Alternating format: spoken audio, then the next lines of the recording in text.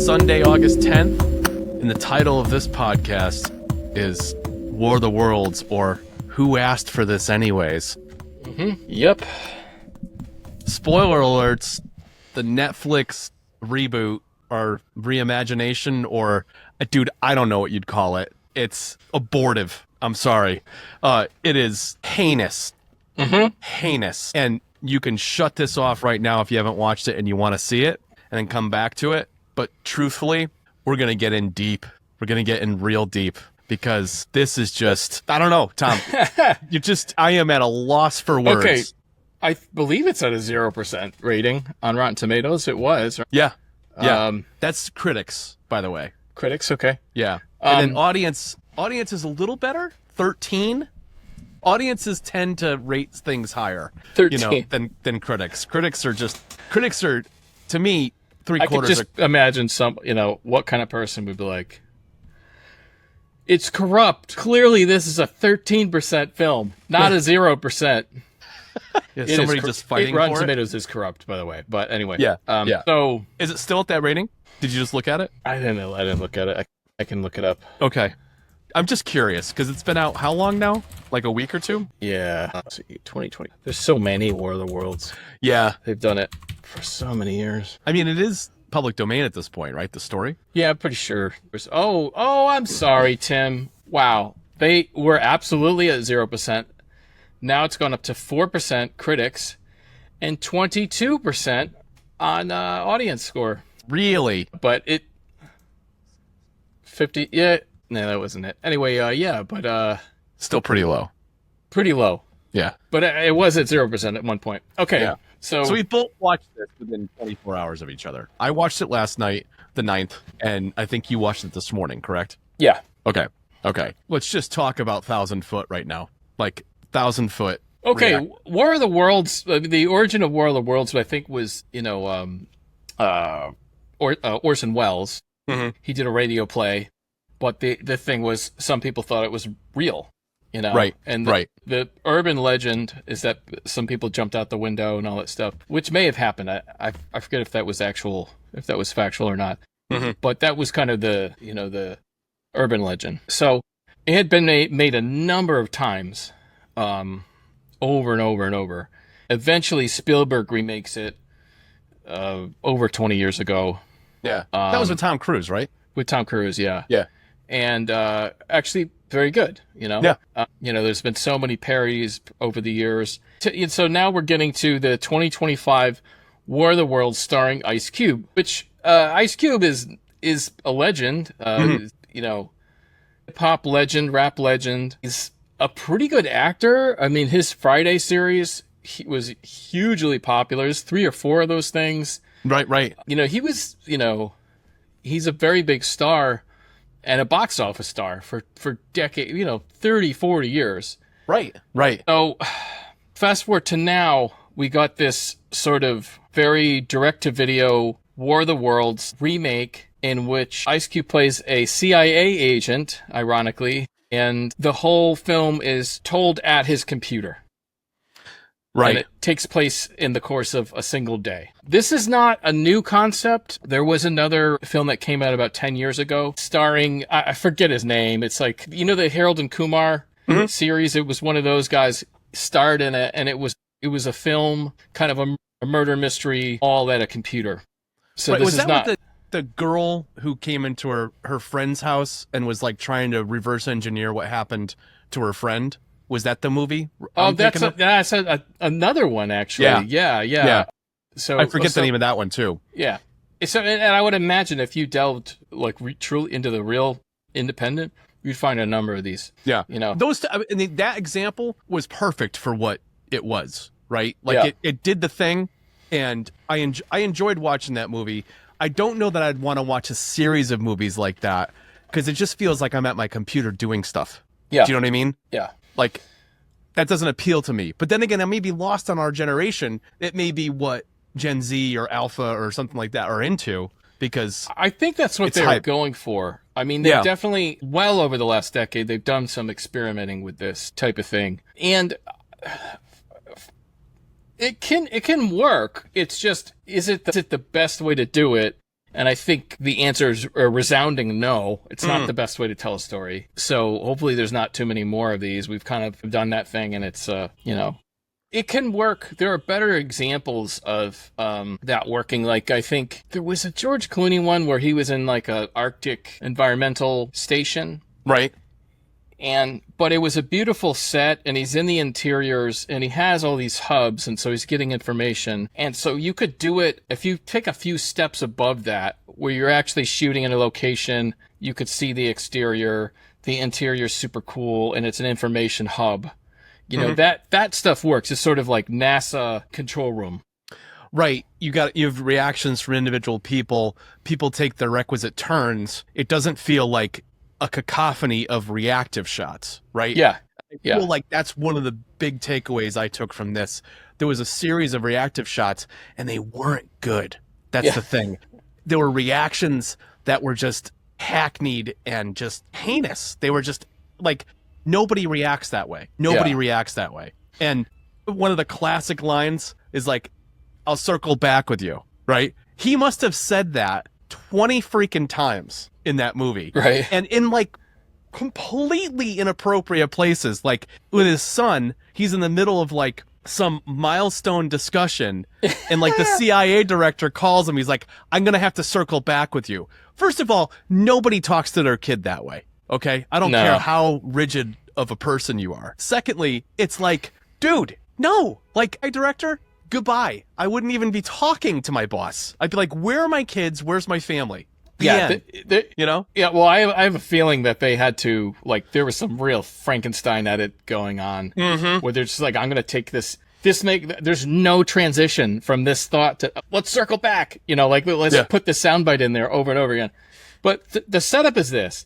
Ice Cube is a CIA agent, kind of a infotech, and it's his job to get other things, get information to his fellow officers. They're going after this high-level hacker, and guns blazing, like really inappropriate, like just they're holding their phones out while they're holding their gun. That doesn't make any sense. Right. And they're going in with like a body cam or something, right? But they have a platoon to go after a hacker. Okay, so what happens is the War of the Worlds happens, aliens crash, and he's on the inside track. One of the problems is that, I should add, he's got a pregnant daughter that he doesn't get along with. He's trying to befriend the son-in-law. That's awkward. He's got a son who games all day long, which you'll find out later. Spoiler, I guess. He's a hacker too. So whatever, he's the hacker. Okay, so that's the setup. There's a number of things that timeline-wise make zero sense. They declare war within the CIA. The president declares war, and they're in a Zoom call to do it. And like literally the next scene is like 1,000 soldiers on an airfield, choppers already in the air. And you have to imagine 5 minutes earlier, these things landed. So they're truncating this thing into like 90 minutes. Right. But the timeline doesn't make any fucking sense. Like, I know the Army and, you know, Navy can be on call and they can fortify, but like, there's not even a shot of a soldier running in to his war chest, you know, and grabbing his gun or, you know, his locker, right, and like suiting up or anything. It's just it's like a huge leap of faith, right? Yeah, like a huge leap of a timeline, really. Yeah. You know, we're gonna show 250,000 soldiers like already in the air when the president instantly activated. Yeah. And so that was just a little absurd. And then like his daughter gets injured really badly. Bleeding. He like hacks a Tesla. He's at his job. She's out on the street. He's like, get in that Tesla. I'll hack it. He hacks the Tesla. She jumps in the back and drives to not a hospital because they're full. So she's bleeding out in some office. Yeah, it's like some CDC place or like some like CIA, like it's not a black site, but it's like some building, like another facility of some kind. And here's the thing. Every time she sits down and gets up, the amount of blood she lost as a pregnant woman, first of all, immediate miscarriage, right? It's totally disturbing. Yeah. They show in the Tesla 2 liters of blood. Yeah. Easy. Okay. So Easily. You're like, that's God. They're not going to kill off that character. That's brutal. And then they show a trail of blood. The son-in-law's trying to find her. They show a trail of blood, and she's sitting there with a bad leg injury. He uses packing tape as a tourniquet instead of his belt. And then the guy is instructing him. Ice Cube's a CIA agent. He can't tell him to take off his belt. Yeah. They cut away to something, and then, like, there's a text message. We're fine. It's a beautiful baby girl. And he's like, okay, great. What the fuck are you talking about? Where are they? Right. And then, like, 10 minutes later, the daughter is giving him instructions onto where to get to some secret CIA data hub. She would be unconscious. They never showed a doctor, No. like to do surgery on her leg or deliver the baby. You're supposed to believe that they just, with that level of bleeding, that much pressure on the body without a proper tourniquet, that she not only gave birth without incident, but that she's fine enough to give detailed instructions on reaching a data hub that she's never even been to. Right. And I'm like, why? Who rewrote that? Did someone come in and be like, this isn't, this character's not, like, brave enough. Let's do something, Yeah, I don't know. It was the weirdest thing because, first of all, like, there was no color drop in her appearance. Like, losing that much blood, you'd look anemic. You'd be like, I don't care what ethnicity you are. You'd look like on death's door. Yeah, yeah. And furthermore, the chances of her being actually conscious, super low. She'd be clinging to life at that point, And again, dude, that made zero sense. And how many handheld shaking shots were there? The other thing I wanted to bring up is, like, so they get to the end and Ice Cube discovers that the CIA was doing this big power grab using a certain technology to steal data from the public. That's not too far of a stretch, but somehow that is a beacon to alien invaders. So, and they knew that this could happen. And so it's a guy who he's that guy from Marvel. It's that agent that you always see pop up in the Marvel movies. The one that dies in, not Endgame. Endgame, right? Or the previous one. One of the Avengers, yeah. Yeah. The 2-part finale of the initial timeline. Yep. And so Ice Cube gets mad and says that, he quits the CIA, and then they revoke his clearance on his computer. Immediately. The guy was nowhere near anything. He was, like, in a car or something, and, like, suddenly he just, like, cancels, like, within seconds. Within, like, 3 seconds. Yeah. And then at the same time, we simultaneously find out that his son is actually the hacker they've been trying to catch at machine gun point for all of these, for the last months or so. And so then they team up with their team of hackers and they hack the CIA. Yeah. And his father turns on a dime within seconds of learning all this stuff. And he's like, I'm now a traitor, guilty of treason and, death by, firing squad, or court martial or whatever. No problem. So they figure out it's a data thing. It's the similar War of the Worlds plot where they inject a virus into a flash drive. That's a whole scene. Ice Cube doesn't have a flash drive. So they Amazon fly one. The whole movie is a giant commercial. Yeah. When that started happening, dude, I was like, are you serious right now? Are we literally watching an Amazon commercial of drone delivery? Because that's what it fucking looks like to me. Holy shit. Big time. Yeah. But let's get back to, like, the actual, like, aliens landing in, like, a shield of, like, rock, and then the robot coming out, and how hackneyed that looked. Like, dude, it was graphics that we just recently watched. Oh God, what was the Misty 3000 I watched when we were up there shooting footage? This is Space. Not Starfighters. Space Mutiny. Space Mutiny. Those graphics were better because at least that was stolen from Battlestar Galactica, and it was, like, halfway decent special effects for the 80s. Right. Some models. This was today. Yeah. This was 2025, and they just shook the camera so that you couldn't see how horrible. Yeah. And even the rock, the crack in the rock looked really bad. It kind of reminded me of the stuff that we do at Black 20 for early YouTube videos, but that was because we had like 2 days, Right. so it shouldn't look like that.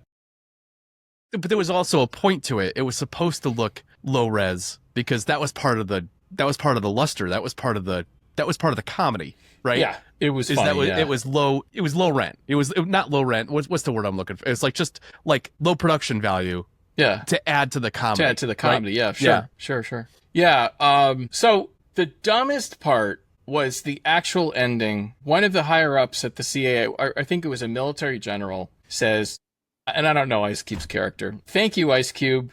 You did a great job saving the world, and we'd like to promote you to blah, blah, blah." He goes, "Not interested." He's like, "But we'll be watching you." And then you see his face turn into the hacker. It's like half his son. So he teams up. So basically, he's to the general. He's admitting to treason. Mm-hmm. He's admitting to stealing government secrets, treason, high crimes. Right. Definitely life in prison. Definitely. And his son is implicated. How about just disappear? Like after that conversation, you no longer exist. You're just gonna be like you're gonna disappear without a trace. You know what I mean? And if you're gonna make that announcement, we'll be watching you, why would you take the Zoom call? And how would, if secrecy is your primary goal, why are you doing like, it's like a full Zoom camera. He's at home or something. Yeah. Or somewhere. Hi, this is my IP address. You know exactly where I am. Yeah. You know? We'll be watching you. And he literally, yeah. What is the advantage? What is the advantage? Zero. Of admitting like... And then the vapid look from the general. He's like, no response. That's not how life works. The guy would be like, then you're gonna have nowhere you can hide. How about that? You know what I mean? Like you and your son hackers are gonna be watching the CAA. Yeah. You're gonna be stealing information from the CAA. Okay. Great plan. Yeah. Meanwhile, the NSA like records everything. There's like a multiple petabyte freaking storage facility in the mountains in Colorado somewhere, recording everything that's talked about. He couldn't live. Okay. He couldn't live in Guam. Yeah. There's no safe place he could live. Like, go to Bali, see how long you last there. You know what I mean? Like, doesn't matter. Yeah. No, and it's weird because like it comes out of the gate. This guy works for the government, and half the time on the clock, he's like spying creepily on his own kids. Yeah. And like following like street cams and stuff. Like, what are you doing eating that? Blah, blah, blah. I'd be like, dude, get out of my life. What are you doing? Like, this isn't parenting. This is stalking, And I guess that was part of the plot point. But like, dude, it was creeptastic. It was completely creeptastic. And his backdrop even in the office that he was working from, like if you stayed on a still for longer than 3 or 4 seconds, you realize like he recorded 90% of that movie in front of a green screen and just sitting at a desk. Maybe it was a COVID project, like an older one that never came to fruition. They decided to release it. Yeah, like maybe they shot it over a couple of months in 2020 or something. And that's really possible. They put it out and they realized like this is like a first class turd, Yeah. Let's go direct to streaming with this. And, people are always looking for something new. And if it's horrible enough, people are going to watch it because it's it's going to be a train wreck. So that's exactly what people are doing now is it's getting around. There's like an underground thing like, oh, you got to see this thing. It's just a huge pile of dung, I mean, ultimately, I don't think it'll hurt any of the people involved in it in the smallest way. Like Ice Cube's got such a large legacy. And, it's not going to keep people from, if he does a movie, he produces it or directs it or whatever, it's not going to stop people from coming. So, to me, it's like no harm, no foul, but it's a terrible movie, Yeah. Yeah. I mean, I'm trying to think of any redeeming quality that it had. You can't even say the writing really because there's so much clunkiness and just these types of movies where it requires someone holding up a camcorder. This is the same problem all those like movies had with was it J.J. Abrams one Cloverfield? Yeah. About Blair Witch. Yeah, they Blair Witch. Though I would say that one they did it about as good as you can do it in Blair Witch, but Cloverfield, it got to a level of just stupidity where the guy's recording no matter what, and that's always the problem with this scenario. You got a CIA agent with her phone up. That's asinine. You just need an earpiece. There's no advantage to seeing Ice Cube's face and saying, you have to take a left here, you have to take a right here, like around the corridor. That's stupid. Have the earpiece. It's a cinematographer's decision to have multiple faces on the screen, right? Yeah. And like, really, does it add anything to it? The audio would have been fine, like you're saying. You know what I mean? And then you cut to a shot of them in their car. Yeah, or them doing their thing. If it was about Ice Cube in the audience seeing the event, have them have a police cam. Yeah. Have Ice Cube toggle over to their police cam.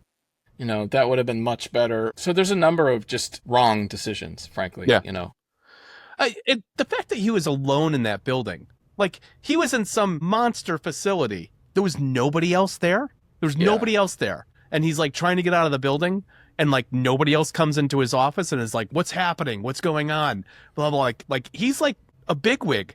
You know what I mean? He's putting these reports together for major people. And that's the other thing too. Like, dude, the national government is trying to make split decisions. And he's like on multiple calls at the like, it makes zeros, like one or the other. Either you abandon your job and your post and just do the thing, right? And take care of your kids, or you do the thing with the post and are like, you guys have to get to a secure location. We're going to send somebody to help you. And I have to help deal with national security right now. You know what I mean? Like none of this, like one call, another call, missing a call from like the CIA director. Yeah. Like hanging up. Dude, they would blast through his phone and like cancel every call and be like, get your ass on this call. Yeah. Like, we need you immediate. I don't care who you're talking to right now. Like we need immediate reports now. Like that would just never happen. Never in a million years. Yeah. And also too, like some of the chain of command, it's like, I don't know, you have to debate. It's a Zoom call. It's like the president's on it and like, a bunch of other people. Yeah, I guess it would make sense. But like, yeah, some of it was just very hard to swallow. But yeah, you're right. Like, if he's like a cyber guru or something, some cyber agent or something, like the idea that no one would be popping their head in. Yeah. Makes zero sense. At one point, he's like, "I'm locked in," and I'm like, "You're locked into your room?" Like, I can understand that. Like, they make an announcement like where it's time of war, you can't leave the facility. But like, how does that any advantage? To cut him off from like food and the bathroom and like water. Right. And you're locked in your room? Like your room. But then like in the 15 minutes later, he's going up and down stairwells. So Yeah. And he never really leaves though, right? He never really gets out of the building. But there's nobody else around. Don't you think people would be scrambling to get out the basement, like the ground floor? And when they realized like these facilities were being targeted. And speaking of which, why wasn't that building leveled, knowing what data was coming out of it? And what data breach? Yeah. Like, first location, Yeah. Yeah, like this guy is directing everyone else. Like they were smart enough to know where all the information was coming from. He's a major source of that. He would have been vaporized within the first 30 minutes of that movie. Yeah, and then some of the science where they're like, these bugs, they eat data. Like, what do you mean they eat? Yeah, they eat data. And I'm like, they don't eat data. Yeah. Like, what are you talking about? There's no calories in data. No. No. There's no energy in data. There's no calories in data. There's energy in the computer running it. Yeah. And you don't eat data. Why does it have to destroy the infrastructure by the simple fact of downloading it? You know what I mean? Like, I don't understand the logic. Like, the logic behind that wasn't explained very well. The whole thing is dumb. It's like, okay, they're going to come from millions of miles across the galaxy, but they need to hardwire internet. They need a hard cable into the building. Really? Yeah. They can't hack into the Wi-Fi and just get all the data? For that alone, they could have just done it from sky? Space. Yeah, they could have done it from space. Yeah. Yeah. Yeah. And you'd never know where it was coming from. You know, I mean, granted, that wouldn't make for good movie making, obviously. Yeah, yeah, they want big, big dumb robots, Yeah. But the thing is, they didn't do a good job writing their way around that, They didn't do a good job with the simple fact that his son suddenly knows how to control a drone with missiles on it and starts attacking these things. Yeah. Full force, and then flies this drone into one of them, and like you really would have to consider that your son is an actual terrorist. Right. If he's controlling a military drone with such ease, It's just, dude, asinine. Yeah. Completely asinine. One of the craziest low budget films I've seen in a long, long time. Within the first 20 minutes, I wanted nothing to do with it. I wanted zero to do with it. I was like, this is painful to watch. It's painful. The single-sided banter. And like, dude, I don't need to see somebody doing keystrokes for 90 minutes straight on a computer. Yeah. Like, I don't even have that experience myself when I'm at a computer, let alone watching it in a movie like this. Like, I don't know, it's supposed to build tension or something. It just annoyed me. Well, I think it kind of goes back to what I was saying about it's a very lazy movie. It is very lazy because, like I was saying, you could have handled that thing like we were saying, with a data hub with multiple people in it, because production value shoots way up because you have multiple people interacting in a physical space. The hub you could build out to some big, beautiful NASA looking out data hub. You get all this production value. You get like real interplay between characters and like multiple screens, multiple computer setups that do different things, So I think and it would logically make sense if there were multiple stations in that room that multiple people were at. I get the idea of well, a hacker's just like one guy in a room. Yeah, sure. But it's also a movie, Yeah. And I love the random hacker jargon that's dropped in the narrative that tries to make itself sound smart. And really, it's like you walking into an art gallery and dropping 10 to 12 random art, oh my nomenclature. 11, yeah. Great, of course, this is, this is impressionism. Yeah, I love this Dadaism, impressionism. Yeah, I love this. Yeah, 2-point perspective and postmodernism, blah blah blah. Just in a way that just the context, the person next to you would be like, "Shut the fuck up."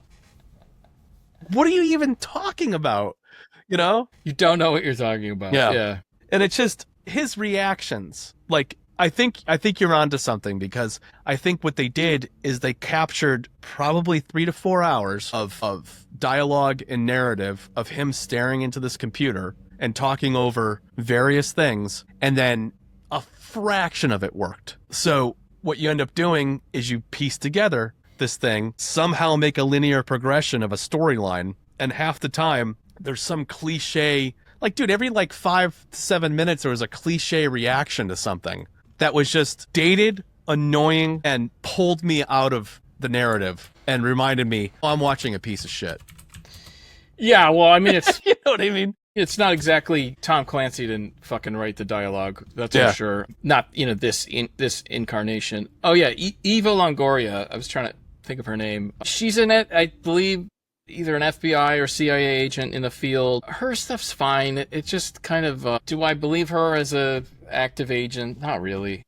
If you think about all the scenes she was in, with the exception of 1 or 2 key moments, it was just filler. It didn't really add to the storyline, right? Yeah, it would just, the thing that it did was gave you something else to cut away to. Ultimately, it was just different footage, and that, in a way, was welcome because of how limited the production was. So you're cutting away to her. You're like, oh, at least this is something else to look at.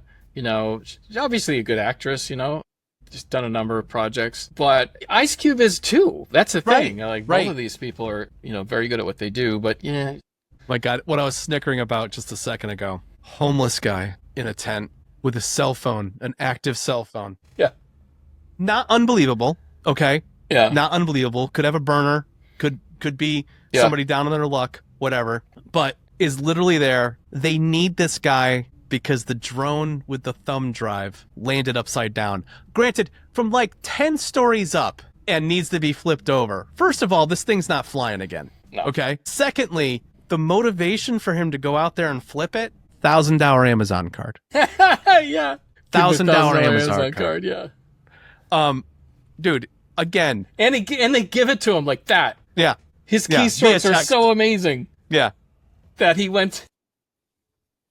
He's like, okay, I'll go out there and risk my life for $1,000. That would take at least 2 minutes. You're supposed to believe Ice Cube is logged on to his Amazon account at the CAA. Okay, fine. He's got to go purchase the ticket, purchase the card, put it through. Yeah, maybe a minute, maybe 1 minute, but not 1 second. And also, we're completely suspending disbelief on a major portion of this, Tom. And that's this. Why is there cell service at this point? That's like the first thing they'd shut off. Yeah. Any and all communication. And they already said that the grid was down, the power grid was down. Why is there still power everywhere? If the grid is down, why is there still cell service? Well, when and the that's the power's thing. down? Even if you're supposed to believe the government maintained, they have a backup infrastructure, totally believable. But everyone he's interacting with is a citizen. Right. Like beyond the military people, it's like his son-in-law, his daughter, homeless guy. He's hacking a Tesla. He's doing this. He's doing that. All of that is civilian, So and all those systems will be down. Yeah. So it makes zero sense that there's any communication. Like within the first half an hour of the movie, it should be purely governmental. And frankly, that would probably be more interesting. Yeah. You know? Yeah. Everybody else would be in the dark, but that's kind of what you expect. Yeah. Like it'd be pockets of people defending and, looking out for themselves in like a small group. Like we got to stick together. We don't know what the hell's happening, but let's stick together. Let's find shelter, blah, blah, and like, who knows what they cut out, dude?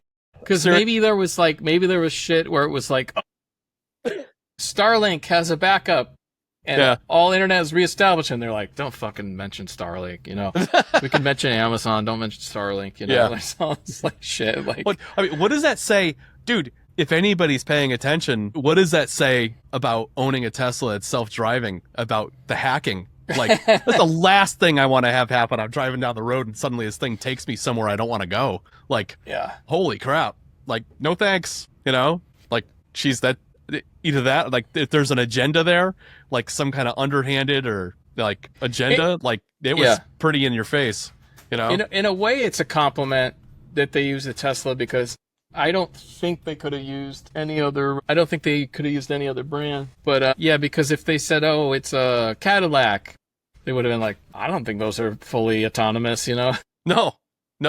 They couldn't. Not at all. What's that one? Waifu or something? Yeah. Yeah. Check it out. But I'm telling you, don't expect lower your expectations. Well, I will say, if you are someone who's a filmmaker, but maybe you skew more towards motion graphics and limited technology, you could make this whole movie on yourself. Yeah. You could watch it as an experiment for like, I'm going to make a feature-length film at home in a chair. Yeah. This is the one. Yeah. Well, not this, but at least you'd know what tech, at least you could figure out and reverse engineer some of the tech behind it. Yeah. And then you just got to write a better screenplay is what it comes down to, Yeah. But yeah, super spoiler episode. Sorry if anybody out there was looking to watch this, but we gave you the disclosure in the beginning, and love to hear your thoughts on it. Tim Kulig, freemusic@gmail.com. And oh my God. Until we talk to you next time, guys. Yep. And it's Tom Seymour from VHS Massacre. We'll see you next time.